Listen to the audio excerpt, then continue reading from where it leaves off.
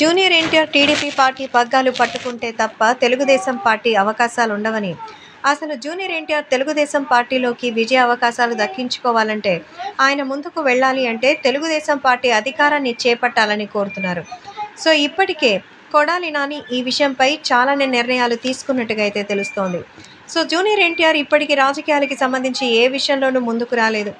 కొడాలి నాని అయితే పలుమార్లు టీడీపీ ఓడిపోతే తప్ప జూనియర్ ఎన్టీఆర్కి రాజకీయ అవకాశం రాదని చెప్తూ ఉంటారు.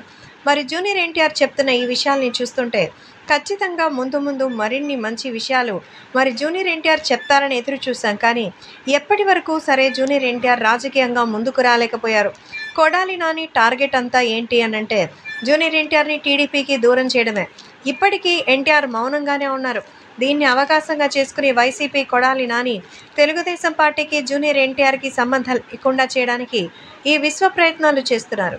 జూనియర్ ఎన్టీఆర్కి తెలుగుదేశం పార్టీ అధికారాలు వస్తే తప్ప ఎన్టీఆర్ ఫ్యాన్ అనేవాడు మద్దతు చేయడని, టీడీపీని ఓడిస్తే తప్ప జూనియర్ ఎన్టీఆర్ ఫ్యాన్గా అనిపించుకోరని రకరకాల వ్యాఖ్యలు చేస్తున్నారు.